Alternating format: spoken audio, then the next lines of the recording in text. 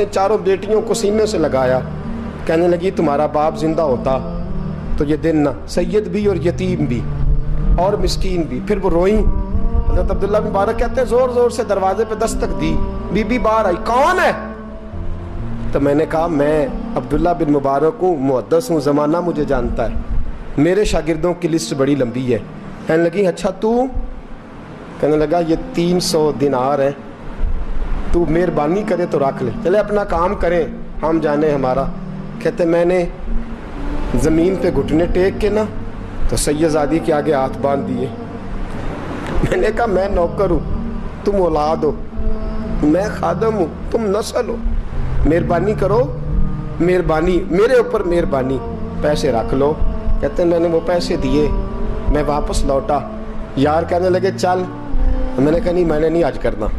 کہنے لگے کوئی نیا پلاٹ لینے کا پروگرام بن گیا, کوئی نئی انویسٹمنٹ لوگ تانے دیتے ہیں نا, پر جے کر یار دے نام دا ملے میڑا ان چولی پا لئیے پنجے سٹیے نا, جے کر یار دے نام دی ملے سولی چھوٹا چھوٹ لئیے پچھاٹیے نا.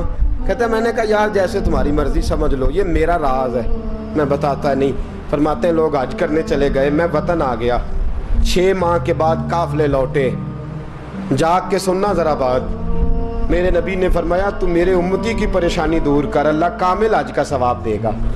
فرمایا میرے حبیب علیہ السلام کی امتی حضرت عبداللہ بن مبارک فرماتے میں آیا حج کر کے, حاجی آئے تو میں بڑی حسرت کے ساتھ, میں گھر میں روتا تھا, سوچتا تھا آج وہ مینا میں ہوں گے, آج وہ مزدلفہ عرفات میں ہوں گے, آج وہ لوگ جمرات کی رمی کر رہے ہوں گے.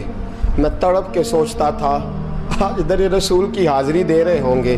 کہتے میں روتا تھا. جب حاجی لوٹے 6 ماہ کے بعد تو حاضری دینے گیا, ملنے گیا, پہلا دروازہ کھولا حاجی صاحب نے. میں نے کہا مبارک ہو. کہتے ہیں میں نے مبارک دی, ذرا سنیے گا. کہتے ہیں وہ حاجی مجھے ڈانٹنے لگے, کہنے لگے چھوڑ یار, اتنا بڑا آدمی ہو کے تو غلط بات کرتا ہے. میں نے کہا کیا ہوا؟ کہنے لگے تو نے ہمیں کہا کہ جانا نہیں, اور پھر ہم مینا میں آوازیں دیتے رہے, تو بات ہی نہیں سنتا تھا. ہم آوازیں دیتے رہے ان اللہ علی کل شیء قدیر, آوازیں دیتے تھے, سنتا نہیں تھا. کہتے میں حیران ہوں, میں یار میں تو گیا نہیں. کہنے لگے ہم 11 حاجی جھوٹ بولتے ہیں تو اکیلا سچ بولتا ہے, سب نے دیکھا ہے. کہتے میں پلٹ آیا. چوتھے دن پھر ایک حاجی کو ملنے گیا, مبارک دی.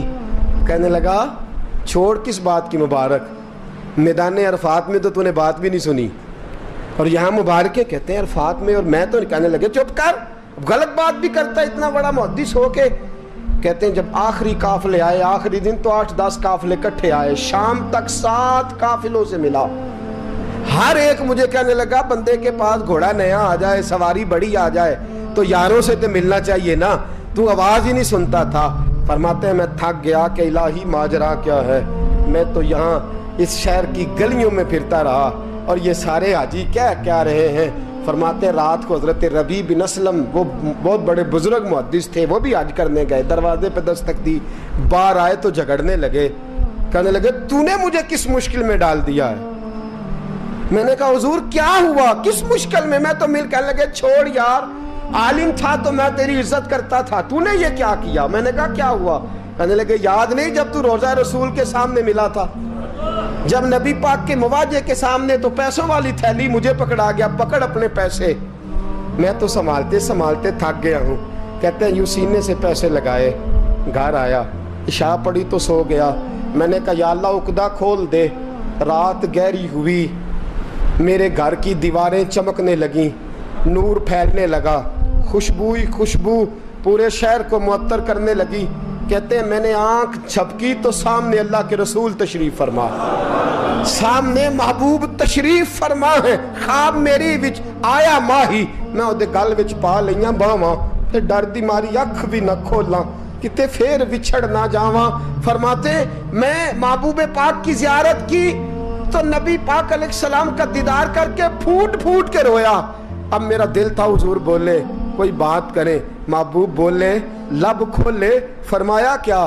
حضور نے فرمایا میں تجھے کتنے اور گواہ بھیجوں کہ تیرا حج ہو گیا ہے. میں کتنے گواہ بھیجوں کہ حج تیرا بے پروائی ویک سجن دی جتھے کسے دی پیش نہ جاوے انہیں تاجاں والے در در رولے منگتے ہیں تخت بٹھاوے آزم کسے نو کارا مل دئی کسے نو کارا مل دئی کوئی کعبے ہو خالی آوے فرمایا کتنے گواہ بھیجوں کہ حج ہو گیا میرے حبیب نے فرمایا اٹھ کے تھیلی کھول کے گیل لے تو نے 300 دینار دیے تھے میں نے 600 کر کے واپس کیے فرمایا گن حضرت عبداللہ بن مبارک نے 60 حج فرمائے اس کے بعد کتنے حج کیے ایک فرض کیا ہوا تھا 61 ہو گئے فرماتے ہیں میں بار بار گیا اور جب بلایا سرکار نے خود ہی انتظام ہو گئے فرماتے ہیں بار بار میرے حبیب نے فرمایا تو آ چاہے نہ آ رب نے تیرے نام کا فرشتہ بنا دیا ہے جو قیامت تک تیری طرف سے حج کرتا رہے گا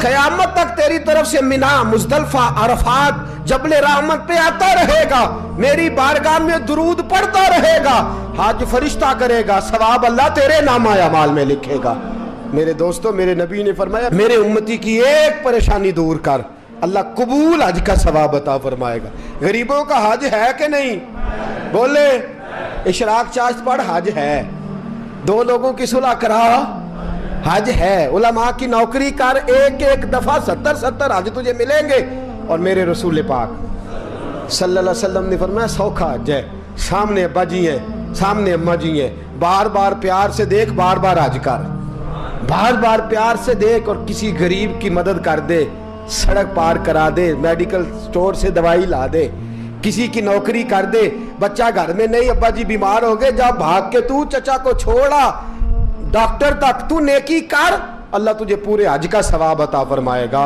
حج بڑے ہیں کرنے کی تیاری کرو حج کا بڑا موقع ہمیں میسر آتا ہے بس پروگرام بناؤں صحیح مسلم کی حدیث کتاب کا نام کیا ہے اور بڑی مضبوط حدیث میرے نبی پاک صلی اللہ علیہ وسلم فرماتے ہیں کچھ لوگوں کو اللہ قیامت میں کھڑا کرے گا اور کھڑا کر کے فرمائے گا چلو جنت میں جاؤ عرض کریں گے مولا ہم تو پاپی گناہگار پتہ سارا سردار نو کیتیاں دا ہم تو بڑے گناہگار کس وجہ سے جنت فرمایا تمہارے حج کی برکت سے تم نے حج کیا تھا نا اس برکت سے جنت تو بندے عرض کریں گے مولا ہم تو ماڑے تھے غریب تھے گئے ہی نہیں حج کیا ہی نہیں تو حج کی وجہ سے معاف کر رہا ہے تو رب کریم فرمائے گا جب حاجی جاتے تھے دل تڑپتا تھا نا جب حاجی جاتے تھے آنکھیں برستی تھی جب حاجیوں کے قافلے نکلتے تھے اس وقت تمہارے دل میں خواہش پیدا ہوتی تھی فرمایا تم تڑپا کرتے تھے میں نے تڑپ پر ہی تمہیں حج کا ثواب دیا اور خالی ثواب نہیں دیا اس حج کی برکت سے آج جنت بھی عطا فرما رہا ہوں میرے دوست پروگرام بنا تڑپ پیدا کر نیت پیدا کر یہ نہ کہا کر کہ حج تو صرف امیروں کا ہے غریب کیسے کرے حج بڑے ہیں کرنے کی تیاری کر تو پروگرام بنا میرا رب تجھے گام گام پہ نگر نگر پہ گلی گلی حج کا ثواب دے گا